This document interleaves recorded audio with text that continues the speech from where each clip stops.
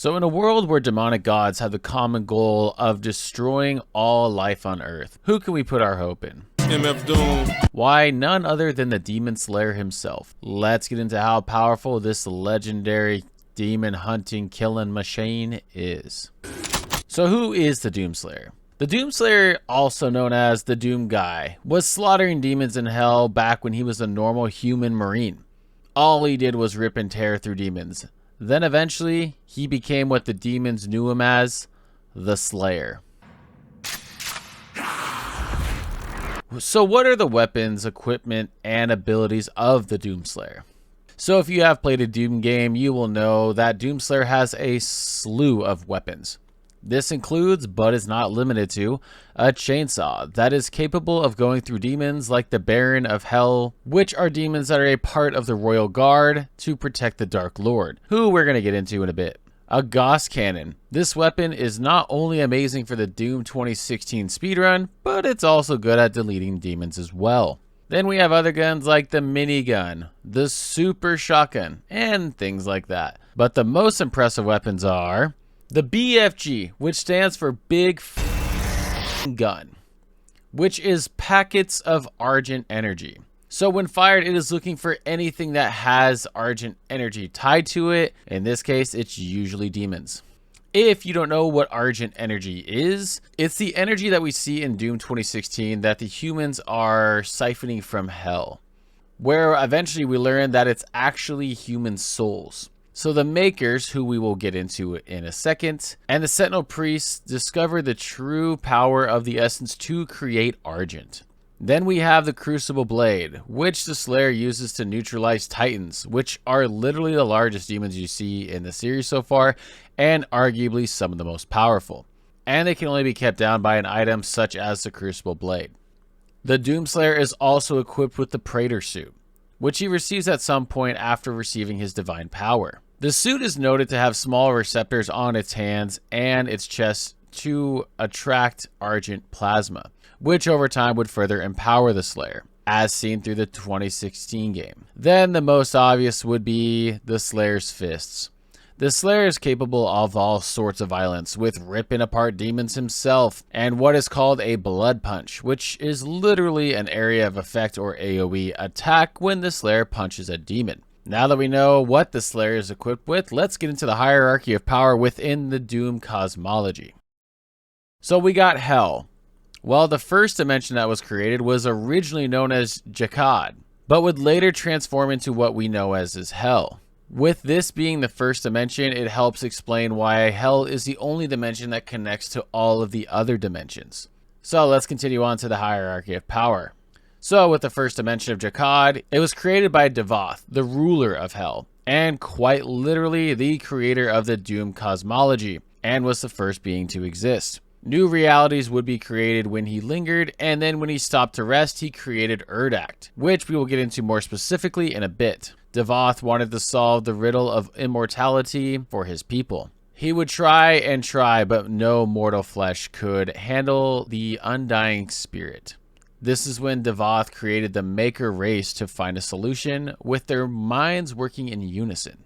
Eventually, the Makers discovered the secret to immortality, but decided the information was too dangerous to share with Davoth, as they believed that Davoth would become an eventual threat to all of life, as he had become obsessed with eliminating death to his people at any cost. The Makers acted in secrecy to seal Jekkad away and Davoth. This enraged Davoth, who would become the Dark Lord, with vengeance and hatred consuming him. And then it would transform Jekkad into hell as we know. Don't worry, there is a point to this though. So Davoth would use his divine power and influence the Khan Maker, who is the leader of the Makers. With this influence, he would convince them that there is a chosen one, who would threaten her rule. This would eventually lead to the creation of the Divinity Machine. Here we learn that the Father had saved an element of the Dark Lord before betraying him and going into hiding, which would explain why the machine was created. Fast forwarding a bit, and eventually Doom Guy was found in a crazed state after he had been slaughtering demons for as long as he could remember. Then he would be taken to the divinity machine because of the influence that Davoth had on Samur. This is where we're going to get into what Doomslayer actually did, and it's unbelievable. So what did Doomslayer do to these realms and the hierarchy of power that we just went over? So we have Vega being with Doomslayer in their chamber, monitors quantum aberrations. While Vega performs analysis of the dimensional abnormalities, Vega observes what could be the result of a multiverse imploding inward upon itself, where countless battles and fights between the Doomslayer and demonkind. This specifically speaks volumes to just how powerful Doomslayer is, and how Hell itself is linked to all of this. Then for Hell specifically, it is noted that Hell is unlimited by boundaries of space, time, or even dimension. Then it's noted that many worlds have fallen to Hell, each now bound to ruin, connected by pathways of darkness transcending space and time as well. These notes of lore are probably some of the most unbelievable things to see in video games. Let's continue on this. So Urdak is the dimension that the makers reside in, right? This is where we talked about Davoth creating that for them. And this realm is described to be of an even higher dimension that we just described with Hell, as the demons that remain in Urdak corrupt it. Then if they are not banished, it will threaten all of existence. This is where Doomslayer comes in and journeys to find the Sephirim, so that they can guide the Slayer to the being that had the ability to seal Urdak back off from the demons. Doomslayer would go on to defeat all evil and started down a path to defeat even his masters, because after Khan's alliance with the demons, this had been exposed to the Slayer and they decided that they didn't like that. Finally, we have Davoth, aka the Dark Lord. After providing the Slayer with his power, knowing that he would eventually face off against them, he did not run and knew the Slayer would find him. After the Slayer makes his way through the capital city of Hell, Emora, he would be face to face with Davoth, who was in a mechanical suit that is believed to amplify his strength. While the two are fighting, Davoth takes them through different dimensions throughout the different phases of the fight, and eventually the Slayer is able to kill the original immortal Davoth with his knife, displaying that the Slayer is the most powerful being that we have been introduced to.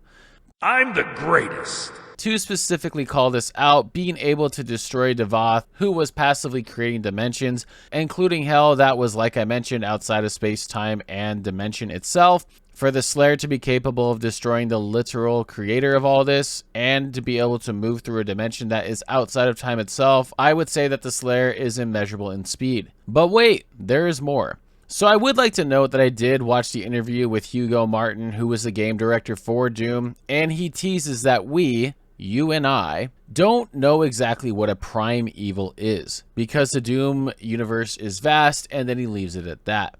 Probably because he has more story to tell. But then he continues on how the Slayer kills the Khan Maker, that there is a mysterious voice that yells, "No!" and the Slayer heads out to stop the sin of evil at this point.